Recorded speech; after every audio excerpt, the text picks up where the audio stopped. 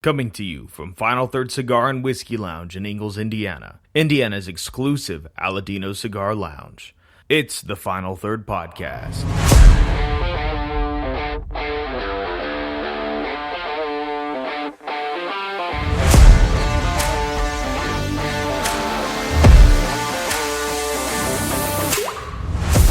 Welcome back to the Final Third Podcast. I'm Rob. And I'm Isaiah. And today is Monday before Christmas. Well, Christmas is on a Monday. It is, but we're probably not record. Well, we might record one for Monday. No, we probably won't get one for Monday. There's no way. No, I'll put something out. We'll see what we got. Yeah. But yeah, so Merry Christmas.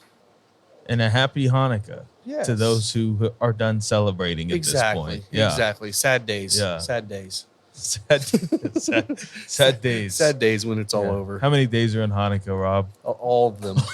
All of them. Every single one of them. That's what I thought you knew about it. Oh, yeah. Oh, yeah. What are we smoking today? Today we're going to smoke the Knuckle Sandwich Maduro Toro. I think this is our most smoked cigar on the show. Is it really? Yeah. Oh, we should grab something else. No, it's you put it on the table, and I thought, you know what, that does sound good. It does. Today. That's what I thought too. Really And does. you know, we're getting ready to celebrate the holidays, and I'm thinking, you know what? Let's just have a good cigar and chat and hang out and drink some whiskey and all that fun stuff. Yeah, I mean, later on in this episode, we'll get to it, but be thinking about what your Christmas cigar is going to be. Okay. So, yeah. Okay. I got some ideas. And today, we've got a couple different things to drink. We've Yeah. got a dusty pour. Yeah. And you want to start with that one? We'll start with the Dusty. Sure. You got Didn't it? I tell you to clean your room? That's Dusty. And today we got a 1960s famous grouse scotch coming in at 86.8 proof. Yeah. Are you So- drinking the whole thing? You just want to split one for now? Oh, let's split one. All right. That'll be fine with me. Yeah. So, so we put a call out to our listeners and said anybody that wanted us to try some stuff, if you had something special you wanted us to try, bring it in. And we had somebody bring this in. Yeah. And we're gonna give her a shot. And I'm a big fan of Scotch, and honestly, a nice dusty Scotch is probably gonna be a fun thing. I've to never drink. had a dusty scotch. I also have not drank that much of famous grouse. I haven't So, either. That's the thing, you know, with Scotch, you can get into those 30-year-old Scotches and try them. So, you know, this one's 50 years Scotch, not 50 years old, but Yeah. It's got that Scotch nose, man. I'm laughing because you're just wrong on the What? age. It's 60s. 60 years. 60, Yeah, not 50. Yeah, yeah. 60. 63. So on the nose of this, it reminds me of honeysuckle, like going by a honeysuckle bush. It's that floral, that slightly sweet. It's light and pretty, but It's very floral. It's almost like a rose petal kind of. yeah, I note can there. see that. Give her a shot here. That's so good. It is. I guess I didn't realize grouse had a little bit of peat to it. It's got a little hint of peat, and that's it. Yeah, Just I'm very not light pint. detecting any peat in this. Just a very faint, but I'm getting that similar medicinal peat note in it, which I love. it does do that dusty thing, Mm-hmm. but it is so tame and so in check by the sweetness, and it really is like a bouquet of flowers that somebody put honey over the top of. Yeah, And like, it's definitely got that honey, especially left on the palate. It's just almost like just a good light flower honey, not as much Yeah. of the really dark, rich honeys, but very, very light. totally. Nice. All right, I'm gonna light this thing up. Yeah. Whoa, Rob has changed it up as far as lighters go. It was today. sitting on the table. Oh, wow. I'm using the Julius. Rob, what is that one? This is the Ascari. The Ascari. It's a triple jet. Yes. Torch. Just so y'all know, we got a week till Christmas. We're running some specials this entire week. You're going to be getting at least 15% off of everything merch wise, at least 15% off all boxes. which will include stuff like this, the prefix box, sampler box, and the ZDT from Espinosa that also automatically comes with the jar humidor. So it's a great way to get some amazing cigars at a lot cheaper price than you're normally going to get them. Oh my goodness. So going from that grouse to the cigar, it introduces a lot of that clover honey, that floral honey sweetness to it. And it's kind of a different take on the chocolatey, spicy notes that you typically get here. Yeah. I did not think these were going to go well together, but they do. Oh, yeah. It tones down the really flavorful honey part and brings out way more floral. But the palate with the smoke in that, it actually makes the palate feel more like honey on the palate. With Heavy. the cigar, it almost tastes like it's a sherry finished product. Oh yeah, Like it has that kind of red that. fruit note in there. Almost dry, like drying a little bit. Yeah, That's nice. it is really nice. So thank you to. Yeah, and I'm so sorry. I cannot remember who dropped this off. I need to write that crap down. Yeah, well, thank you to whoever dropped thank you this so off. much, and remind me when you come back in so I can thank you in person because really good. And we're going to be getting into the second one here in Yeah, just a minute too. yeah, we will. The second one is a 13-year-old bottle and bond George Dickel. Gotta love George. You gotta like a little Dickel. Well, you Like a do. little Dickel. You like a little. Well, I A like little you. one. I like the new hat. I'm glad you got one of those. At the event. Yeah, Jake was very kind, and he saw me eyeing it on my way out, and he said, and just handed it to me, and Yeah. I said, "God bless, Yeah. God bless." I love that guy. That show was so fun last week. It really and, was. I'm still like I hopped on Marco Polo with some of my bourbon friends, and was just telling them about that barrel? Angel's Envy. Straight from the barrel. Yeah. I have let so many people, and I think I've got maybe like a quarter of an ounce left that I'm going I to sip believe on it. later.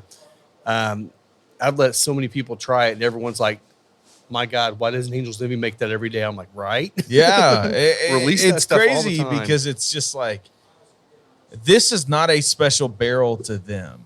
This was something they were sending out to somebody. It wasn't one that was designated, as far as I know, for their cash strength release or anything like that. It was just like, oh, here's a good barrel. Yeah, take Well, this in a flask. Actually, over what here. this was, so what they do is those flasks, they send those to people to pick the flask they like the best. If you can't go to the distillery and do a barrel pick, and then you have to choose where you proof that down to. But it between tops out at 110. 10, and that one was 122. Honestly, that's just rude. To top Me it out at too. 110. Like, I believe it would still be good at 110. I think but so. there is something beautiful about it. It At was so freaking 121, dark. 122, whatever it was. 22.6. Yep. Oh my god. It was, and you know, he was kind of leading us a little bit to believe that there might be some fun stuff like that coming out in the next year. They're freaking better. So we're hoping so. We're I pushing mean, for seriously, they could do $170 barrel picks and people would buy that. it. Oh, honestly, if you just try that one time, you would be hunting that bottle. Yeah. That would become a unicorn bottle for some people. Absolutely. Absolutely. Yep.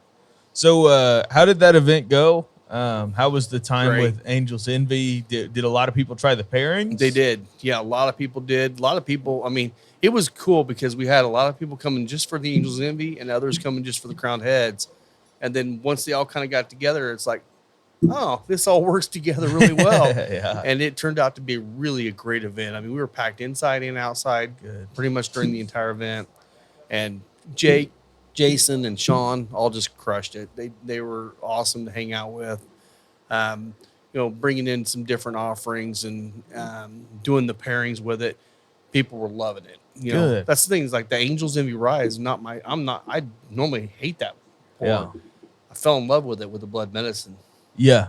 It was the perfect pairing for the blood medicine. Yeah. It was a well, even when we tried it on the show, it was great. Yeah. It's just good together. That's when it snuck up on me. I'm like, oh man, I think I like this now. Well, genuinely looking back on it, I was not looking forward to the Angels Envy rye when we were on the show. I wasn't either. And honestly, I was hoping that we would have skipped their staple offerings and gone to the cash strength stuff. Yeah. But looking back on it, I'm like, no, like I kind of discredited these before I should have. Yeah. Like there is a reason those are staples. Right. And they're great. They are. And that's the thing too, is like that's a really good point for people out there. There may be something like I will tell you right now, Angel's Envy, regular port finish, a great first bourbon to get onto. But it's also good to go back to stuff like that you started out with and really appreciate what you fall in love with. Because I'm with you, man. I don't normally sit and drink Angel's Envy on the shelf, but now I'm like, I've had it a couple of times this week because I'm like, oh, that's really good. Yeah. I'll start my day off in the 90s as opposed to in the 140s. Well, I had that same experience last night. So when we were on our Elijah Craig barrel pick, our special bottle that we were able to get was a Henry McKenna 10. Yep. And I kind of picked it up because it's just like, yeah, I mean, I don't see these every day. Whatever. It's not a goated bottle for me. Right. Like it's not something that I go out of my way and pay secondary prices for or anything like that. But I cracked mine open last night and I just remembered why I loved it so much because that was one of the bourbons that got me into bourbon. In college, we drank a lot of Henry McKenna 10. And that sounds stupid to some people, but it was just like what we drank. It was widely available. It was what, $35, $40? Yeah. So yeah, we got it for $35 like all day long. And we drank a lot of it. And getting out of college, getting into nicer bourbons and all that stuff, I kind of put that on the back burner. Getting into it last night, I was like, oh my gosh. Yeah. Like it is good. It is legitimately good. Better than most Elijah Craig barrel proof picks that I've had. Yeah. Well, not ours. Ours is the best. Ours. Ever. I've killed an entire bottle of ours. I've killed a few. Yes. Yes. That is the quickest I have downed a bottle of anything in a long time because I'm the type that I have over 100 bottles in the house, so it's just so much variety. Yeah, what do I want tonight? And there was like a week or two straight where it was just like anytime I was drinking bourbon, it was just that. Yeah. Well, and you were talking about, Henry McKenna 10 and all those. Something that I think you and I kind of both semi-predicted earlier this year, which we saw it coming, was you're going to start seeing a lot of this stuff on the shelf again. Yeah. And it's happening. There's stuff everywhere now. When you couldn't get Heaven Hill Bottle and Bond at all, I'm seeing it everywhere. People posting pictures. Oh my God, it's here. I'm like, yeah, it's everywhere now. Yeah. And Meyer has a pallet of it. Yeah. You got all the Buffalo Trace items other than like the B-Tax and stuff, but all the Buffalo Trace items are back in stock. I mean, really even I would say mid-tier allocations from them. Yeah. Like the Taylors and stuff. Like Taylors, your Stags, your Blantons. Those are so much more widely available now. And they're still allocated. They're still hard to get, but they have released so much of it this year that if you were trying it all, you had the opportunity to get one. Oh, yeah. And I feel like a lot of that was so many people were so tired of playing the game last year. They just stopped playing the game with them. Yeah. There's a lot of great whiskey out there. You don't have to have only Buffalo Trace. And now that they have so much product, I think they're going to start releasing more and more of it. So, yeah. So I am going to get into this next thing that he gave us. This is a George Dickel bottled in bond. This is the 13-year. Yeah, I have tried this before and I actually love it. Like it's one of the only products that George Dickel will label as bourbon.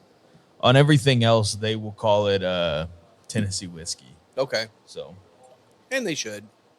Well, I mean, if you're making whiskey in Tennessee, like there's a reason to be proud of it. Absolutely. Trying to put it on the category and on the map. Well, I mean, there's a reason why Jack does it too. Yeah. They're distinguishing themselves. Even though it can legally be called bourbon, they still distinguish themselves from it. Yeah.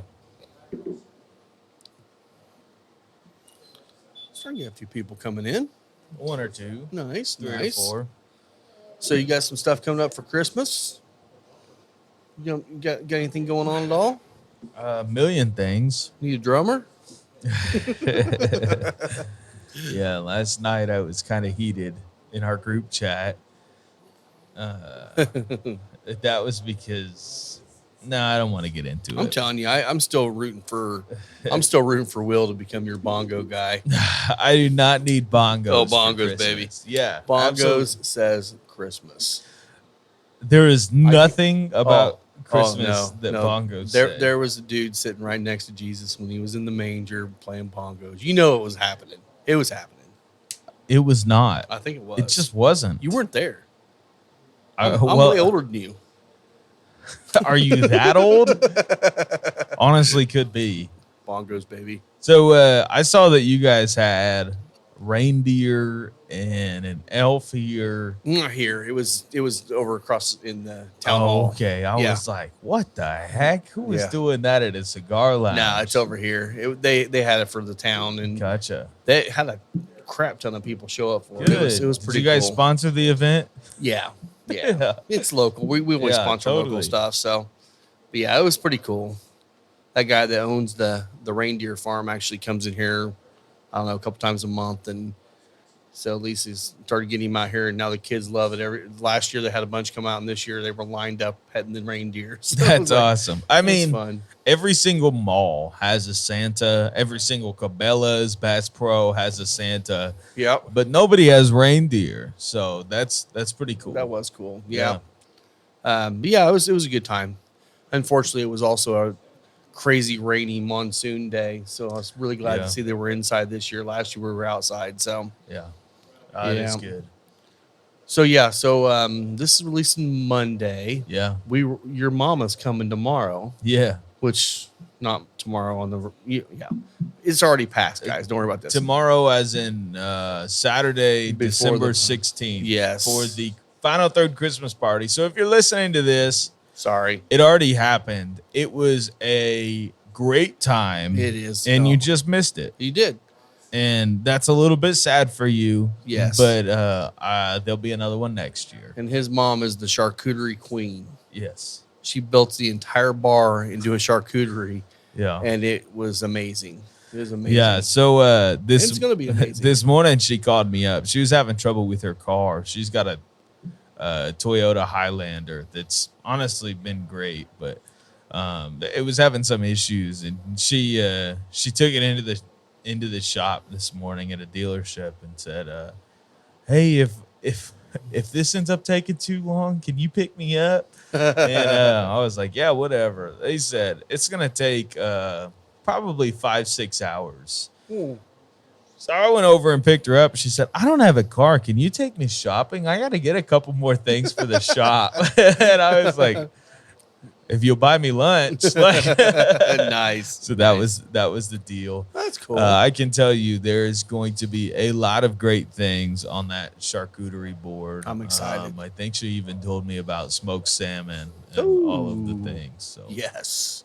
she said she's taking it up a notch this year. Nice. So it'll be good. But again, if you're listening to this show, Sorry about you you. missed it. Yeah. Yeah. We'll show you pictures. Yeah, we'll show pictures here Yeah. soon. So. Look on the Final Third Instagram. I'm sure Lisa took a million pictures of it Mhm. and made Rob post them. Yes. Yes. Absolutely. We love you, Lisa. Yes. I think it's going to be awesome. I'm excited. Yeah. This time of year, a lot of people are taking off some extra time. I know we got several regulars that are already off for the rest of the year. It's amazing. And if you need a place to come hang out during the day, our days are usually a little slower because people work. Come in here. It's such a casual environment just to come and relax and have a cigar and a drink before the place gets crazy in the evenings. Yeah. I'm looking forward to that time this year because I know a lot of people come in from out of town, spend some time with family, and we get to see them every year, and it's a lot of fun. So we're excited. We can't wait to see you guys. Yeah, it is great. Be sure to stop by and strike up a conversation. It is easy to do that around here. Yeah. Let us know. And if you need help buying that last minute gift, Yes. and they're a regular here, it'll make it even easier. Or if you just know that they like cigars, we can also help with that. Yeah. And there are, we have, like I said, we're going to have those discounts going on all through until Christmas. I will tell you, I'm one of those guys that's hard to buy for because I don't really need anything. But Yeah. if someone goes out of their way and finds something a cigar or something cigar related for me. I'm like, or bourbon related. It's like that's someone thought about enough about me to think about. That's the thing that I'm dealing with a lot this year. Is like, what do you get grown people who have grown person money and all of that deal? It's like consumables. Yes, exactly. Consumables are the best gifts in my opinion. Or you get them things that they just wouldn't spend the money on for themselves, like even a nice cutter or a nice lighter. Yes, those things will go a really, really long way. Did you get a new phone? No, same old phone. What? What? I was looking at. Did you get a new case? No. Okay, whatever. Nope, you just don't come around anymore. I guess. It's okay. No, I'm still a little while before I need a new phone. Yeah. Hey, But consumables in the form of cigars and whiskey and just higher end things. If you know somebody that smokes around the house, honestly, those Quasar desk cutter and lighters, you cannot beat them. Yeah. Even me, I smoke outside, and I just keep those inside on a table that I've got in there. Like just cutting your cigar before you go out and grabbing that huge lighter and taking it out with you. Like, I'm not going to run out of fuel. No. I have filled it once, and I think it's still got a lot to give, and it's been like 6 months. Yeah. And it is. Yeah, exactly. I don't know where I was going to go with that. You're welcome, Rob. Yeah, It was a great conversation. Sorry. I'm wiped out, man. This has been a week already. Why is that? It just seemed like every night's been a late night, and we're just tired. So, well, you've been crazy with hockey too. Yeah, but not last night. Not last night. Went home, went to bed. There you go. Nah, I'm excited about the holidays. It's one of those things too. Is like we're coming up to the holidays. Christmas is on a Monday. We're closed on Monday, so basically we're getting 0 time off, and it's fine. Yeah, it's fine. It is okay. That means you guys can come on your days off. It is the joy of small business ownership. Mm-hmm. And honestly, the fact that they are open that next Tuesday, be sure to come out and show some love, because these guys do not get a day off, and at least make it worth their while. Come out, hang out, bring your family, bring your friends that are celebrating with you, and enjoy probably your day off. I know most people get the week off between Christmas and New Year. At least a lot of people do. So yeah. Jim's over there selling boxes. Look at him. Yeah. Are you going to buy that? Are you buying it for you? Yeah, you get commission. It's called your paycheck. Yeah. So Christmas. What sort of Christmas traditions does your family have, Rob? We really don't have that many. I mean, growing up, I don't know if you guys ever watched the Rankin and Bass Christmas. They're like cartoons, but like claymation kind of things. Do you remember those, like Rudolph and Year Without a Santa Claus, those? We love to watch those, and my kids love them too. So, we're trying to find a time where we can do that all together. But again, now that we're working all the time, it's hard to find that. But that's one of our biggest traditions. And now that everyone's got their own families, just trying to find time to actually spend time together. Yeah. So that's really about it for us. Yeah. But you? We really only do a couple like fixed things. We always celebrate Christmas like pretty early in the morning, Christmas morning. It's always been that way. And now that everybody's older, it's still 8 a.m. But it used to be like 6:30. Oh, yeah. Just excitedly waiting in your bedroom until mom and dad finally let you go downstairs. Yeah. But yeah, the only other thing we do is Chinese food. Yeah. On Christmas Eve. That's cool. Yeah, we just I'm sure it came from the Christmas Story movie at some point or another, but we've done that for as long as I can remember, and most of the time you'll catch us late night, probably closing up the Bamboo Garden in Greenfield, which is a Chinese buffet. Nice. It's just we used to do on Christmas Eve, and we haven't done it in years, but we used to do lasagna.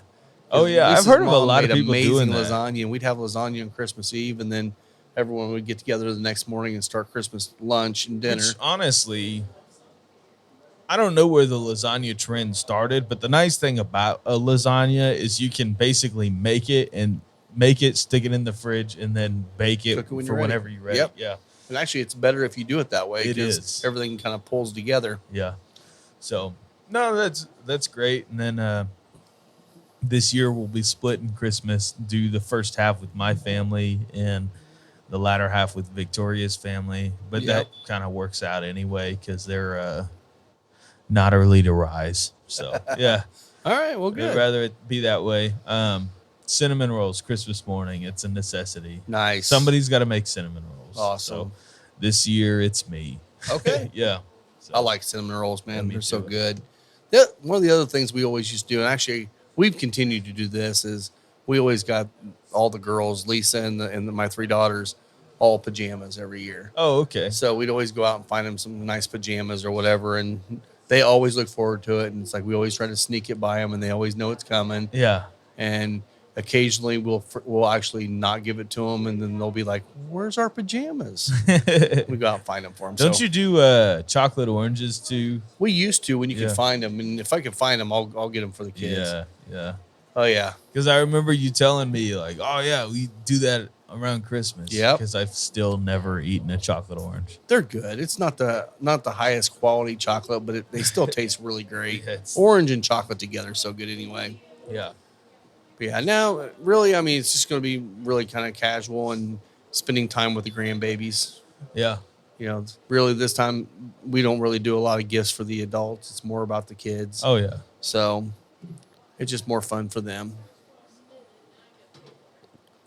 Yeah, we don't have a lot to talk about today. We've noticed that we actually had someone was going to come on the show and he wasn't able to make it.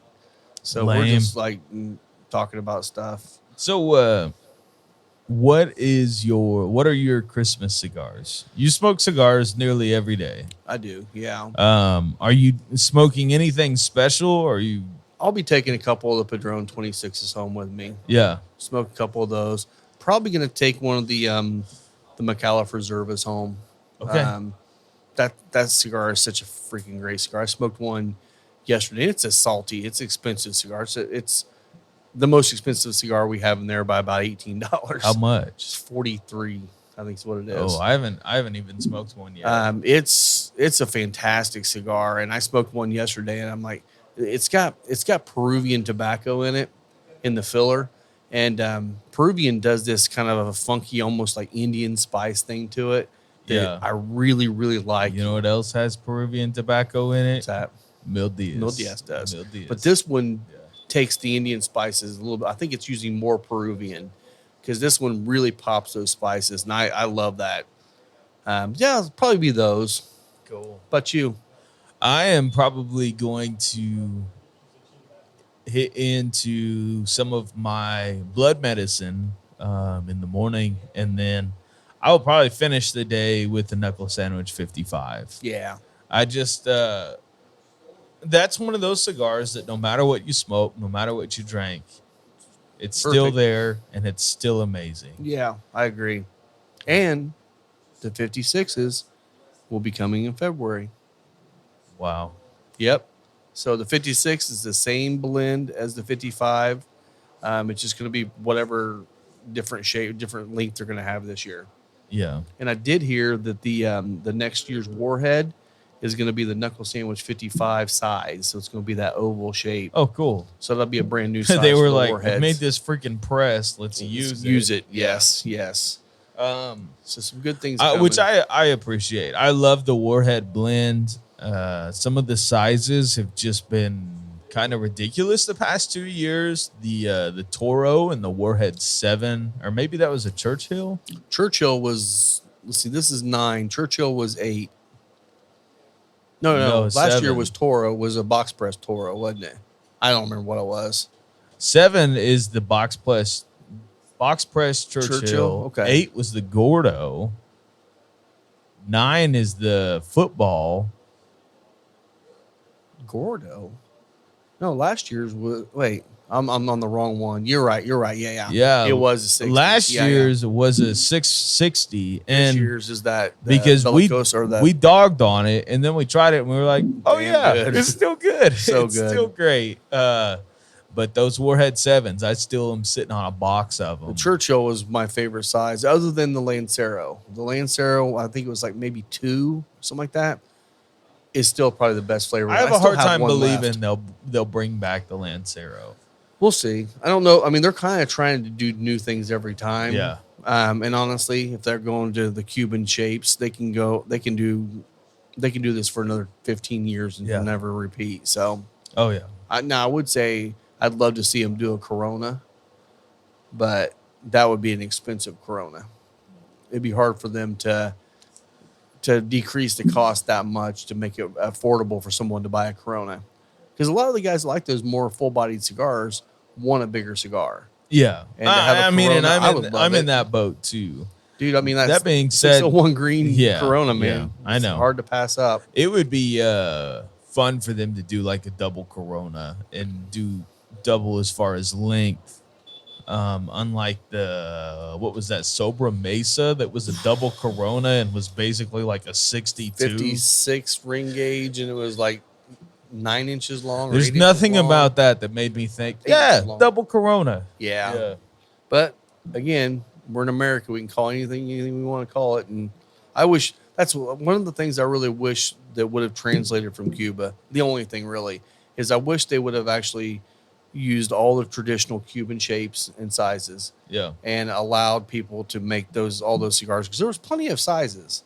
You know, if you want to make a different size, a bigger size, I mean, they weren't big on making Gordos and stuff. That can be an add-on, but all the other sizes should just be consistently the same size. But that didn't happen because, America's big.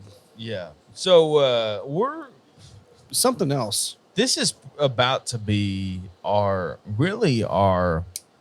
last episode for the end of the year, since we won't be recording next week for Christmas. We're not going to be putting out a show on the 25th. So are you ready for this?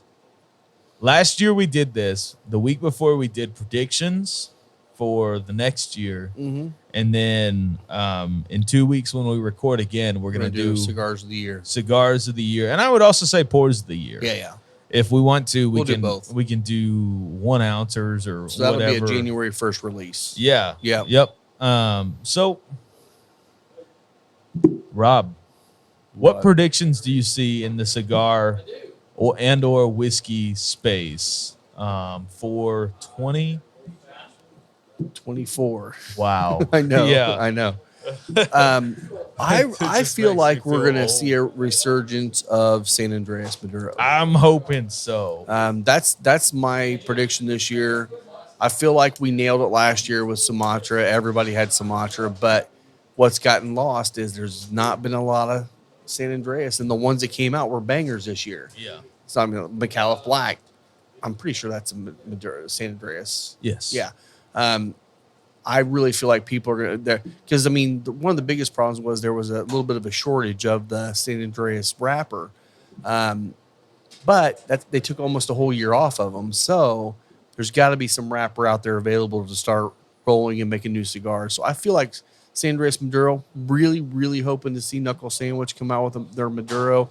Really looking forward to seeing maybe Rojas come out with that, the Knuckles or the Street Taco Maduro in the regular sizes, not just the little one. So I would love to see that. I think if that happens, what it's going to do is it's going to draw people back to a lot of the San Andreas Mexican Maduros out there that already are here, that people have kind of moved on from a little bit. Yeah. And That's one of my predictions. so if cigars were to cater to Rob Boyland in 2024, what is the trend that you don't think would happen but you'd love to see? that I don't think would happen, but love to see. Or just wouldn't be as likely as just a San Andreas resurgence? I mean, I want to see that happen. Yeah. I've been hearing people talking about releasing more Gordos. And it kind of got to the point where I felt like people were kind of moving away from that, but we still sell a ton of Gordos here. I know other shops that sell a crap ton of Gordos. So that's a trend I would love to see kind of go away. Yeah. But I feel like there's going to be more Gordos available next year. Yeah. There's really, as much as people want to say it, there's not really much of a shortage of tobacco right now. Yeah. So I could see them starting to use that in some Gordo sizes. Absolutely. So next year for me, as far as tobacco goes, I think we are going to see more of these brands that are kind of just a figurehead and almost an independent retailer for these different factories. Somebody like Stolen Thrones or somewhere like that, where they don't own a factory, where they're just trying to produce cigars out of other ones. I think we're going to see some of those disappear, and I think so too. Even some of the ones that we love, some of those cigars that we love. I think just with the larger companies coming in saying, hey, the cigar boom is here to stay, so we might as well just ramp up our production and sell them on this rather than fulfill all these orders for these small guys that are ordering, honestly, like tiny amounts compared to everything else running out of the factory. Yeah. I think it's going to be harder for those companies to survive. And it seems like in 2022, we saw a lot of cigar manufacturers or companies come on the market with PCA and TPE and all that stuff. I think some of those are going to disappear. Yeah. And not that it's a good thing. It's not a bad thing. It just kind of is business. Well, and a lot of that I feel is also coming from, you have some brands, I'm not going to mention names. I'm thinking of 3 of them right now on top of my head that have like 3 or maybe 4 blends. Yeah. When they came out, and they haven't come out with anything new since. Yeah. And what happens when you do that is people forget about you. Yeah. And if you're not coming out with something new, you're old now. And that's what I'm finding in the few of the ones we have in there left is, if you're not coming out with new sizes or new blends or doing anything or coming out and doing events. Even just people forget about repackaging what you've got. Something. Yeah. But it just feels like that's what's happening is a lot of people are, a lot of those brands are just kind of getting stagnant thinking, oh, we made it. And then you can't stop. You have to be constantly innovating. Constantly. Yeah. Same with bourbon. And it kind of reminds me of the way the music industry is where all these popular artists would rather release single by single by single to stay on the top of the charts than put together a full work like an album. And you kind of have to do the same thing in the cigar space right now just to keep up with the amount of product that is coming out that's brand new. Yeah. How many cigars did Crown Heads release this year? I can think of 2. If you count the Osgener, that's 3. You also have the 3 different releases of the special limited edition Mil Diaz. Yeah. You had the Osgener, the Pie. And the Aramis. Aramis, whatever. Yeah. Yeah. But I don't know if Crown Heads came out with anything other than the Mil Diaz special releases. Now, part of that could be the PC. What's that high end one? Oh yeah, the La Vereda. La Vereda. Yeah, that one's coming. We'll be getting that eventually here. That one did come out. You're right. But that was, even for them, that was a little bit of an innovative, kind of a market push move where they kind of entered the market for a special cigar. Yeah. Where in the past, they have had limited editions, but they've never really hit that $20 mark. Right. And whether you like it or not, there are some people that are coming in here to celebrate something, and whether you think the cigar is worth over 20 or not, it doesn't matter. But the fact that it is makes it a special thing. Right. And somebody's going to smoke that on their birthday. They're going to smoke it on New Year's. They're going to smoke it on Christmas, whatever. That's kind of that market that they've entered into. Yeah, you're right. And I think they've also, I feel like a few of them brought out those $20 cigars early in the year, and everyone else was sitting back going, let's see if this is going to work. Yeah. And then they said, oh, yeah, there's a market for that. And everyone's doing it. And honestly, I'm okay with it. I mean, I feel like those cigars are really great. So, hey, how you doing? The I'm okay with it because I feel like if you do something special with it, if it's a special, more expensive leaf, or if it's a more age, you got more age on them or something like that, you know what? It does cost money to store and it costs money to put the marketing, all that stuff. I'm okay with it as long as they also have cigars that are in that lower price range. Just like we talked McAuliffe, they got that $40 plus cigar in there. They also came out with the $8 McAuliffe Black this year, which is freaking delicious, crazy good. So, you know, as long as you're balancing out for all the customers, I'm fine with it. If everything is expensive, are you dropping Ash? I thought I did. If everything is expensive in your lineup, you're really pigeonholing yourself into a very small market. So that's why I like seeing what McAuliffe's doing. I mean, Aladino released a couple limited editions that were the highest dollar cigars they put out yet in that $17, $18 range. It's so good. And honestly, they're great and they sell like crazy. So there is a market for that, but there definitely has to continue to be a market for those $7 to $10 cigars too. In the whiskey space, I think there's a couple things. Well, I do have one other prediction. And this is something I did hear someone else say, and I was kind of pissed that they beat me to it. I feel like Davidoff hasn't really done a whole lot lately innovative. I mean, they kind of have, but they kind of haven't. I think they're on the auction block. I think they're looking to sell. And I could see someone like a General or something bring in a high-end line. Someone else made that prediction, so I'm like, I can't take credit for it now because someone else already beat me to it. But that's something I've been feeling because they're already looking like they're going to kind of pony off maybe like the Camacho brand and some other ones. Yeah. I could see them just setting this up to say Davidoff is a premier brand. We want to sell this and we're going to make a crap ton of money off of it. And, you know, good for them. Find Davidoff soon on Seabed. Possibly.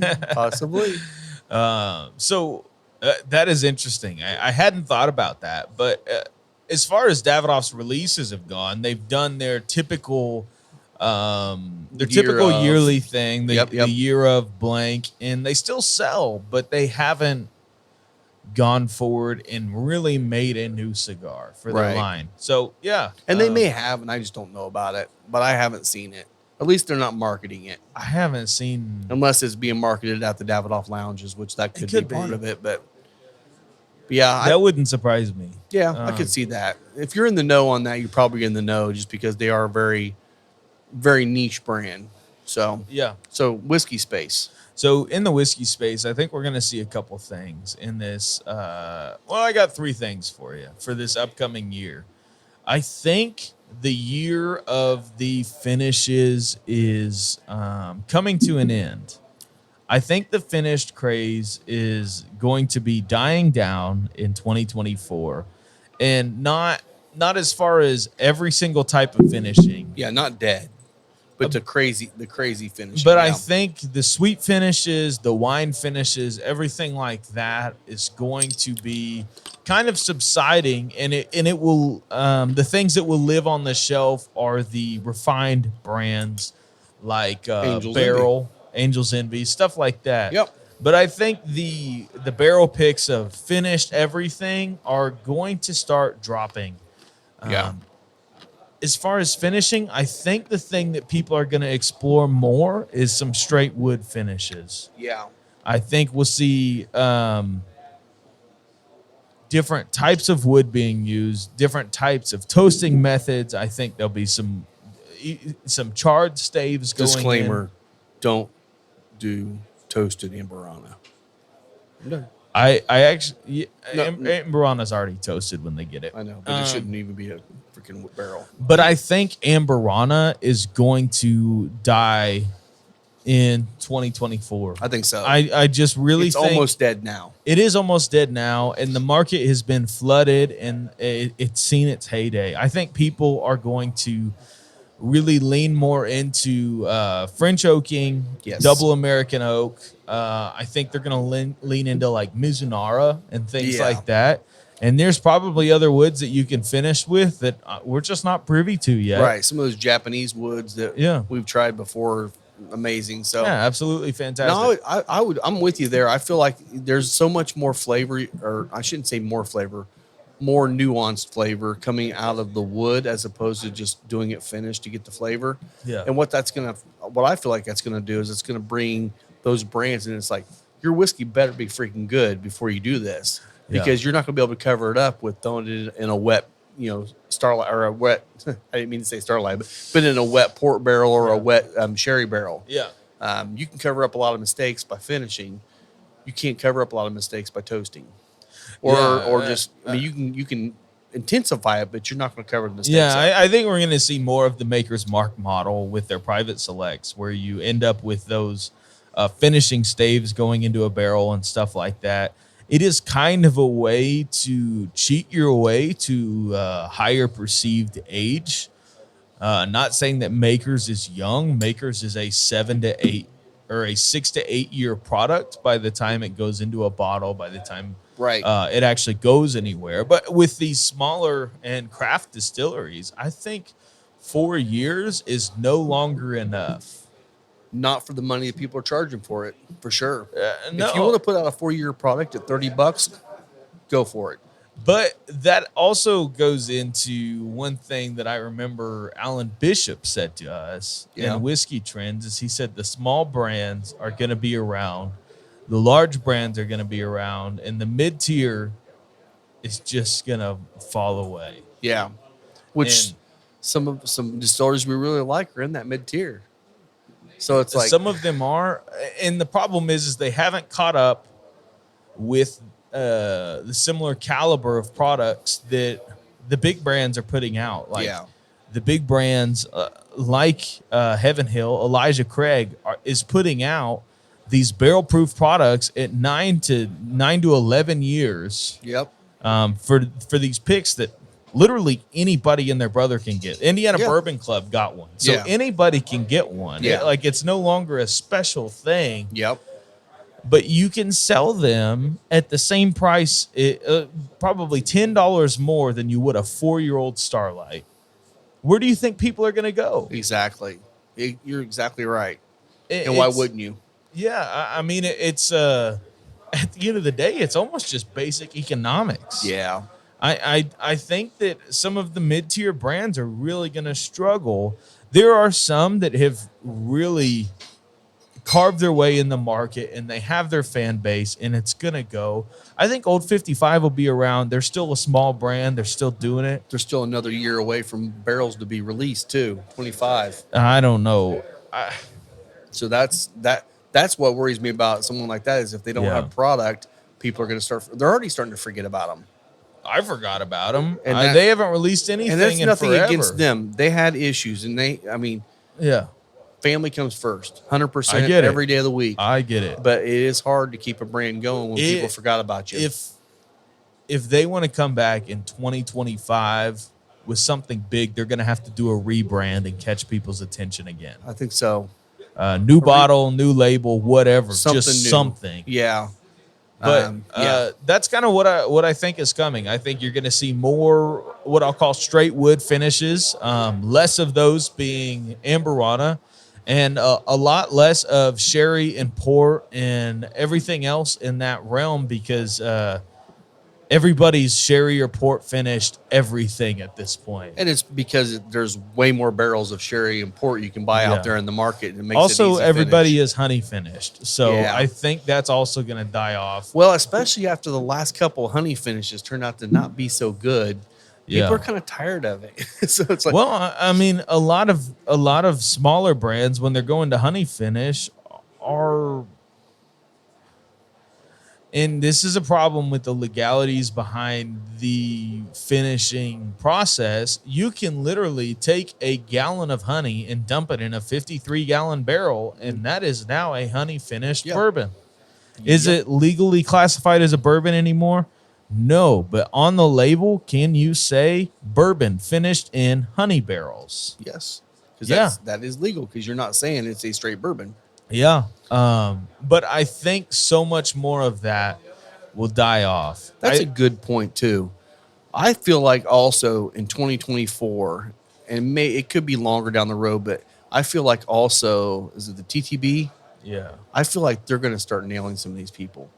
because they've let the Wild West kind of go over the last couple of years, and people are putting stuff out that those labels are not freaking legal at all. No. I feel like they're going to come down on some of these people to kind of weed that down. But you got to think, part of that has to do with the bourbon boom. Yeah, there were so so many much. companies coming out, and even Mike Bother texted us about his friend starting up a brand soon, and it's like there were so many brands that just hit the market. They had to hire so many TTB agents. These are, and I can't blame them. I mean, it's government work. I'm sure they were given a handbook and said, "Okay, go do it." You know? Yep. At some point, the government's going to get involved. I feel like. I think so. Last year, one of my predictions was legislation for the finishing category.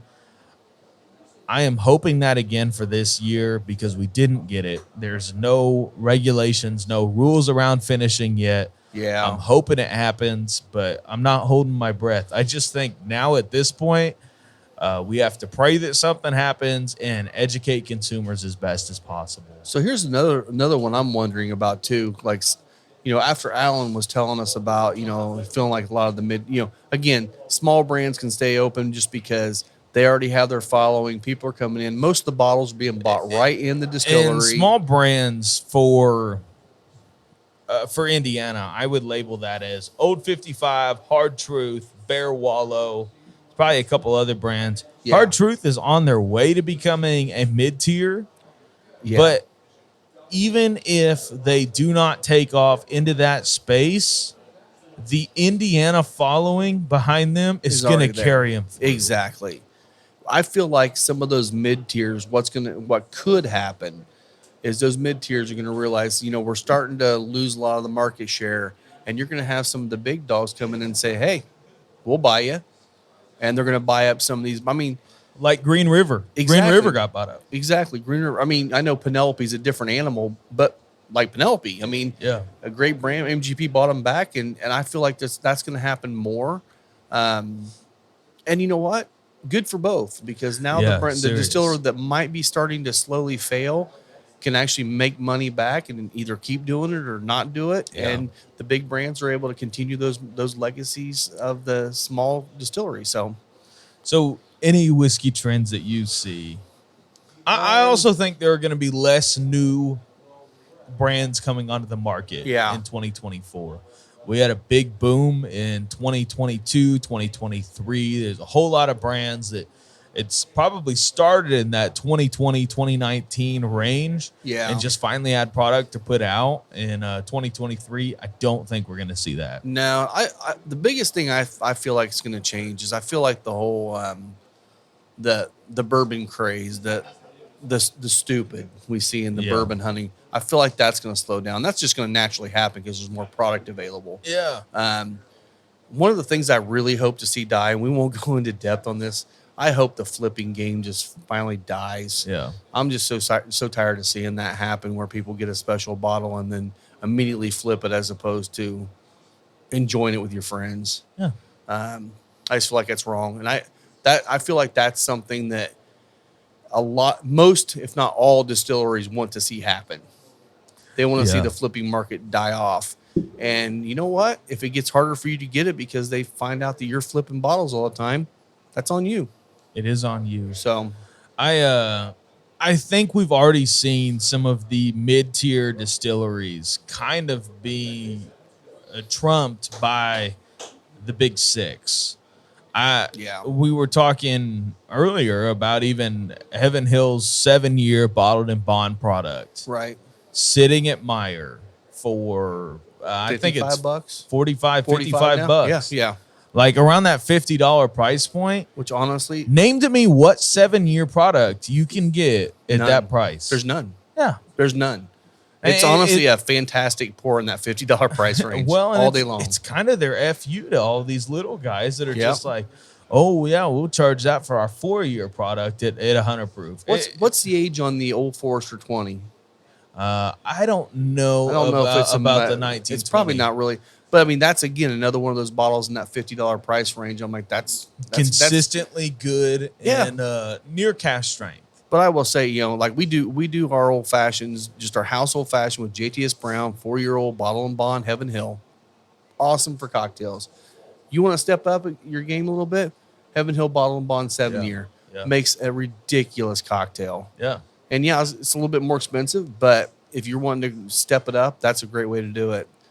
You know what brand I'm surprised we didn't see more from this year? Who? Castle and Key. They just came out with another weeder. I didn't get it. They came onto the market hot. Yep. So hot, and they died down quickly because a lot of their product, I'll just say, wasn't general whiskey drinker profile. Right. It was not something for the everyday man. They came in so hot because they are in the Old Taylor distillery. And good for them. Yeah. They resurrected an amazing property. But they put out a product that was not worthy of that. Especially for the price point. Yeah. Yeah. Bottle's beautiful, packaging amazing. You could see that bottle a mile away and say, that's Castle and Key. Yep. Like, I love to see that out of a brand. I do too. I but- also feel like they kind of shot themselves in the foot a little bit because, they came out with was it actually bourbon? I think it was. The first regular release item was the Restoration Rye. Right, but after that, when they did because they had batch 1, batch Yeah, it 2, was the 3, 4, bourbon. 5, and it's like they just kept coming with this is this batch and this is this batch, and they didn't keep getting better. Some of them were actually not as good as previous ones. Yeah. And I feel like that was kind of a shot in the foot for them because if they would have come out with a bourbon and then all of a sudden they're like, I thought okay, we're batch gonna 1 release was another better rye. than batch 2. I did too. And it's just like, that's sad that while you should be blending for consistency, doing a product of a same label like that, you should be blending for consistency. Yeah. Barrel Seagrass, you can see the batch number on that bottle. Yep. Will you, unless you're doing a side-by-side with a batch 13 off, find a difference? No. I don't think so. What's up, Will? Or Chris? Chris. Yeah, oh my Wow. goodness. Wow. See, Isaiah didn't come around unless you figured your name. Yeah. What? He's the much older one. Yes. How much older? 5 years? 6 years? Looks like No. 10. No, actually, it's not that much difference. I think they're within a year or so of each other. Yeah, I'm sure. Jim's the much older one. Jim's the very, very much older. Don't worry, he can't hear us all the way over can't here. hear, yeah. No, he didn't. I don't know what he said. No. 6 months. That's the difference. There you go. That's practically 2 years. Practically. Well, I'll talk about this. This is actually this happened yesterday when this actually releases. Okay. Will's got a guy coming out to do a tasting. It's just a private tasting that Will's putting on. Hood Sommelier. Yeah, Jack Begadoo. Jack, yeah. So he's coming into town. Super excited to see him and talk to him. Yeah. We're going to talk and see if maybe he'd want to do an event here sometime. Maybe the first quarter next year. But I'm super excited to meet him, talk to him, and honestly just drink some amazing whiskey. Yeah. Yeah. I'll be at that same thing. I've been really looking forward to it. Me too. The nice thing is you can go to all of these tasting events, and most of the time they're free. They don't charge anything, and really that's the experience you're gonna get. Yeah. Is a rep from the company coming in, showing you through some stuff, and honestly, it's not a bad time. Hang out, but if you're really looking forward to developing your palate, drinking something, having it explained to you. Yep. These private tastings are kind of where it's at. They and I will say I'm looking forward to the Jackie one here. Yeah. I was going to bring You guys bring it up. released tickets, didn't you? Not yet. Not yet. So if you're listening to this on the day it releases, check your email. I believe it's going to be in the email today where you can buy tickets. They're going to sell fast. Yeah. There's only, I think, 30 or 35 tickets available. It's a private event with her on a Sunday night, and it's going to be amazing. She does a sensory training where she is not just saying, taste the whiskey. Do you get the vanilla? Do you get the oak? She is literally breaking this down to notes. Chemical compounds. She'll have all these little envelopes where you're smelling different scents and stuff, and she's trying to get you to break down those flavors as you taste it. And from what I've heard, like Will and Chris both did this. They're both fantastic palates already. They came out of that saying that was so worth doing. Yeah. So check your email if you want to be a part of that. It's going to be like $150 to come do it. Everything's going to be provided for you. And I want you to know that even if you're not into whiskey as a spirit, that tasting experience will carry over into everything else. Food, cigars, yeah, everything.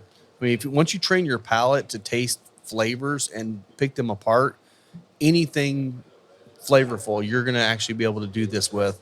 And it changes the game. I mean, it changes your food game like that. Yeah. I mean, it's amazing. Oh, yeah. We also have talked to the guys at Barrel Craft Spirits down at the Big Red Liquor event.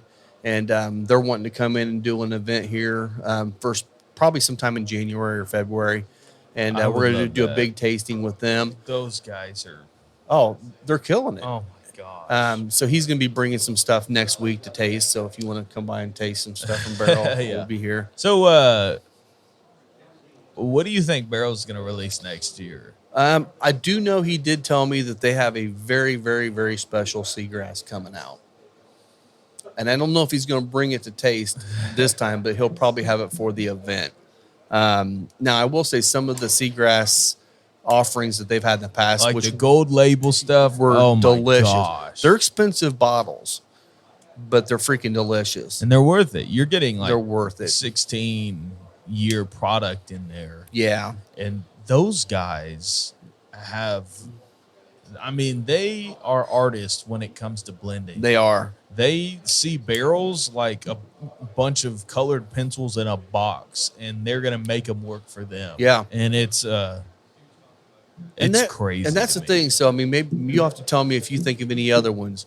I feel like there are maybe 3 amazing blenders out there. I think Barrel might be the top of that. Okay. I feel like Magnus is also really good. Oh, well, that's Nancy.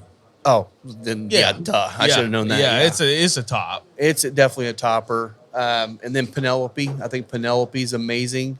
But I'm not. I mean, what are some of the other blenders out there that you're like? No, I've got to agree with you on that, because when I was at the Penelope event, I was just absolutely shocked that and it sounds stupid, but learning from them that like just the 2 owners blended it on their own. Isn't that amazing? Yeah, that's wild to me, because I told them in front of the RNDC guy who was MGPI, like he legitimately lives in Lawrenceburg. I told him, I said, you need to have the Penelope people blend the next Remus. Yeah. Yeah. And I would say every bottle of Penelope we got on the bar is better than the last Remus. Yeah. Well, you didn't take my my advice, of course. And the last Remus flopped. Yeah. But those guys are impressive. They are. They won the freaking lottery. Yeah. They won the lottery. Yeah. Let's create an amazing brand. We'll buy your product, make it way, way, way, way, way, way better. And then you can buy it back from us at 1,000,000 times overpriced. Yeah. And by the way, you're also going to hire us at 6 figures for everybody to keep doing what we do well. Yes. We won the freaking lottery. You guys are amazing. I mean, honestly, but that goes to show that MGP just sees the talent there. And honestly, MGP is going to make an absolute crap ton of money by this sale. Both of them won. Penelope is going to be able to grow at a crazy rate now and just spread their product around. And it'll be in markets that it wasn't last year. So if you don't see it in your market currently, you will. I am telling you, it is coming in 2024. Yeah. And we've seen, I think I saw some people say the rosés in state now. Yeah. Did we ever get the Rio? Yes. Which I don't care about, but because Ray has it in his end of year thing at Roll In, which is it's a honey and amberana finish. Honestly, if I was at Ray's end of year event, I would be a little bit sad to get that bottle because it's sitting next to Willet Purple Tops, a bunch of Pappy, B-Tac, even the Four Roses and you Ellie's like. Well, and you were showing me the pictures of what Ray's got this year. If you're in the Ray picks, go. Good for you. There's some amazing. I mean, he's always got great stuff. Yeah. I've not seen it be this great the years I've seen it. So maybe the thing that shocked me about Indiana this year was I don't think we got any of the makers cellar aged.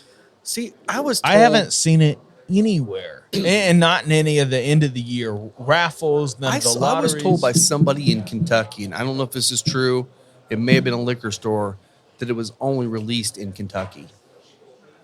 That may not honestly, be it true. wouldn't surprise me. There are export bottles that went into their export market, and the only 750s I've seen have come out of Kentucky. Yeah. And it's sad to me.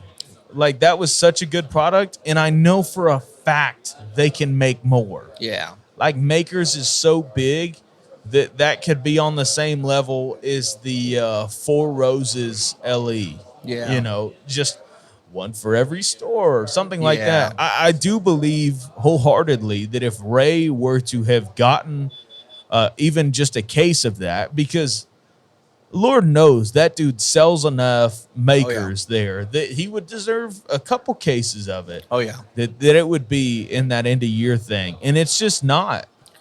And in all honesty, and I wouldn't blame him at all, if he did get one, it's probably sitting on his bar at home. Which, gonna lie. if you're a liquor store owner, do it. Just do it. You deserve that. And the people who tell you don't, honestly, don't know what you deal with on a daily basis, especially if you're on Rural Street in downtown Indianapolis. Yeah, Fireball capital of the world, baby. Fireball and Wheatley vodka, baby. Let's go. Yeah, I'm excited to see where things go this year. I feel like the cigar boom, it's kind of plateaued. I don't feel like it's going away because people that got into cigars, especially during COVID and after, are still doing it. I mean, just like we're talking about our buddies Chris and Will. I know Will smokes a lot on the road when he's driving. Chris used to be he'd come in here and have a cigar, and then he wouldn't have another cigar maybe until him and Will were hanging out or coming here. Yeah. Now he's on, when he's here, usually 2 or 3 cigars. Yeah. It's just, once you realize the enjoyment of it, it's, you hang out with buddies, you relax, and it just becomes second nature. And if you have a job that allows you to afford some of these better things, treat yourself right. In today's market and in today's version of Final Third, your everyday cigar or the cigars that you smoke all the time do not have to be over $10. No, they don't. The McAuliffe Black, The Glitch Maduro or Claro. Yeah. Most of the Aladino stuff is sub $10. Yeah. I mean, I will say every brand is coming out with more increases. Yeah. But that's across the board. We're still checking to see where the taxes are for Indiana this year.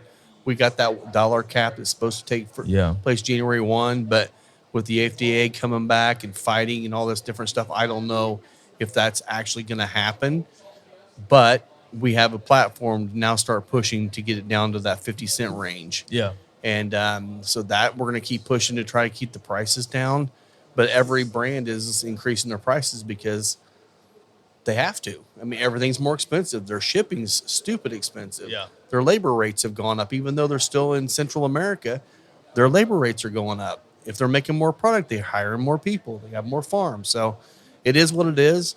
I mean, if you were ever to go on to, if you wonder why cigars are so expensive, go online and just look up cigar factory or cigar farm tours and just watch some of the videos of what goes into making a cigar. And you'll say, oh, I see why that's a $15 cigar now. Okay, I think we have a couple machine-made cigars in here, but that would be some of the some of the flavored stuff. That are would be the infused. only possible ones that are the flavored ones. Yes. Past that, it's like every single one of these is handmade, Yeah. and it's a work of art. Like It is. You can't just. I know there's a lot of people that will try their hand at rolling events, and they make terrible cigars. They do.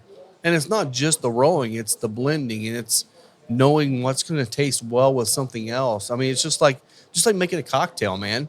You know, you can make a cocktail and put these same. I mean, we tell people all the time. They say, "Oh man, I love your old fashioned. Can you give us a recipe?" We give them the exact recipe, exactly how to make it. You go home and say, "Oh, mine didn't taste anything like it." I'm like, consistency. It's the consistency. It's the quality of the products you put into it. You're like, Yeah. "Oh well, yeah, I didn't have Luxardo cherry, so I used maraschino." Well, there's your problem. Yeah, you did it differently. Exactly. It's literally different. So it's just you have to do that. Well, and What's the key ingredient we're missing? Oh yeah. Lisa puts her finger in all your cocktails. she just so does you know. not. Lisa does not finger your cocktails. Tam might. Tam, you heard it here first, folks. Tam fingers your cocktails. Yes. Go. I clicked the wrong That was a one. little late. Yeah, whatever. Yeah. Well, anything else you want to talk about today? I mean, we are, like I said, we're going to be talking about our top 5 cigars of the year. I'm going to break mine down a little bit this year because we've had some great budgets come out. I'm gonna throw a budget category in there too. Yeah. Top whiskeys of the year. Anything else you think we ought to be thinking about? In the next show, I would also like to highlight top disappointments of the year, whether it's in the cigar category or in the whiskey category, because I do have some whiskey category ones. Okay, that'd be good. That'd be good. And not to bash Not products to or bash. brands, but there are a lot of stuff out There's there. a lot of was very products that sad. did not live up to the hype. They Nope. just didn't. Nope. You're right. Um, You're right. Real quick, Yes. one easy stocking stuffer for people to get their final third friends Okay. are those Glen toppers you got Dude, in. they're awesome. So it's basically just a wood topper for your Glencairn, has a rubber gasket on it.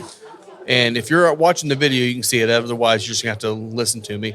You pop that thing on there, and it keeps all the aroma in the glass until you're ready to drink it. And then when you pop it, you have all the flavor, Yeah. all the nose in there. You'll see this happen with a lot of wine tastings. They do this too, but we got these in, and they're $6. Yeah. For $6. A couple applications I would say for these. Let's say you just don't have it in you to finish that pour that night. Yep. Cap it off. You're good to go. Yeah. Next day Other will be thing perfect. is, and I love to use these in the warmer months when I'm smoking outside.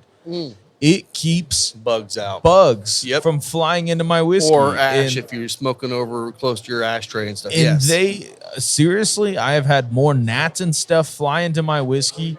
I had a gnat fly into a George T. Stag one time. Oh, Like they don't even care so about sad. food. I drank it anyway. Well, of course you yeah, did. extra protein. Exactly. Yeah, I mean, whatever. It's dead. But it's just like It's a happy bug. he was happy. Oh, he was drunker than hell. Yeah. But seriously, literally just grab a couple of these and keep them around. I am Yeah. telling you, they will come in so much more useful than you will ever believe. Yeah. And they're not that big, easy to put in a drawer, easy to even throw on top of your Glens. Yeah, just leave when it on you your put them in the Glen. cabinet. Yeah. Well, and that's the thing too, is like we also have Glencairns, and we have the new rocks glasses in. They're a little bit larger, so they're 8.5 ounces, so it's a lot easier to make a cocktail in. Those are all great stocking stuffers. Yeah. You know, I always think lighters and cutters are a little harder to buy for someone you don't really know what they want, because those can be very personal. Yeah. But also gift cards. general cutter you can get is the Calibri SV. That's got Yes. both the straight and the V on it, and somebody's gonna like one or the other or both. Rob used to be a V man every single time. He still is to a certain extent, but the past probably month we've been on the show, he's been straight cutting, and Yep. it's a little difference. You know, change it up, keep it fresh. Exactly. And that's definitely something that's easy to throw in the stocking. And like I said earlier on, all this stuff is going to be 15% off all the way until Christmas.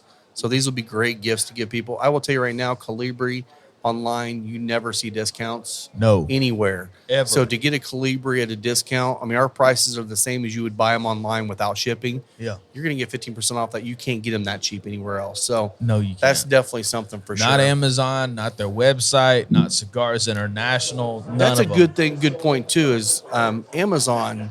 You know, I know a lot of people love Amazon. We buy shit from Amazon every freaking day, it seems like. Yeah. But Amazon, a lot of the products they have are seconds or old stock. And you will see a lot still on Amazon of the old Colibri cutters that have the old logo on them that had functional issues. Yes. And screws would back out. I will tell you, those are out of warranty. They're out of warranty. You cannot warrant them. Those are past their 2-year mark just because they've been sitting in a warehouse. I had someone bring one in the other day, and the screws were popping out on me. I looked, I'm like, yeah, that was made like 7 years ago. He's like, really? I just bought it. I'm like, yeah, Amazon's still selling them because they can, because it's Amazon, you know? And, you know, if that is you and you buy one, honestly, it's a great cutter. If your screws back out on you, just be diligent. Be diligent. Throw some Loctite on them. Yes. You'll be able to get that. The other thing is that makes a great gift, and this is a big gift, but if you are struggling to find something for your loved one who has a bourbon room or a bar room, something like that, hit up Derek at Deadwood Live. Yes. For just a custom piece of furniture for that room. And he's made live edge shelves. You should see his Facebook page. He has pictures of his own home bar of things that he's made, and it is beautiful. And if you've ever seen those whiskey barrel bars, the basically you cut out the side, you can have your glassware and all the stuff in there. He's made those. I mean, if you've been in here and you've seen the stools made out of 100%, well, 98% barrel wood. Yeah. I mean, he can make those too. You're going to get the best quality of anybody I've ever seen. And in a world today where furniture doesn't last forever, Derek, you will pay for his stuff. But I am telling Rightfully you, so. Yep. it is worth it and it's going to last. The stools that we got for in here have had probably some 450-pound people on them, and they are fine. Absolutely fine. We've had no issues with any of it. This table is held up well. The finish he did on it is just wonderful. Yep. And it's still beautiful. We had somebody in here today taking pictures of it because they loved the bow ties that he put in there. Yeah, it was actually another woodworker that was trying to make his own table. Yeah. He's like, oh, man, I love that. And so he started taking pictures because he's going to try it. We call him by his first name because we know him. Yeah, but he's a buddy of ours. Oh, my goodness. His stuff is high quality. Mm-hmm. But shout out to him for this wonderful table because Lord knows we wouldn't be podcasting on something like this without him. No, if you remember the old days, man, that little round table was just, we would not have been able to fit this stuff on here. Absolutely not. It was just too much awkward. The other thing, too, is we still have some humidors in here from Claro, some of the travel humidors. Again, they're all going to be 15% off. So the stinky ashtrays, too. Stinky ashtrays. They're all great things to get your cigar smoker. So, or get for yourself. You just got a Christmas bonus. You want to spend a little bit, do it. Yeah. But I'm going to call that a day for this episode. Yes. We didn't really talk about the knuckle sandwich Maduro, but if you haven't heard us talk about it, you probably haven't been listening long. It's wonderful. We smoke these every week. So all the time. Yep, so you can find me on Instagram at The Whiskey Pastor. You can find me at Final Third Cigar. Remember, there will be no episode coming out on Christmas, but we'll be here the week after. Yes. For the top 5 of the year. We're going to be doing both cigars and whiskey of the year. So heck yeah, we'll have to bring out some fun bottles to drink. Heck yeah. Absolutely. Well, thanks, guys, and we will see you next week. Cheers. Cheers.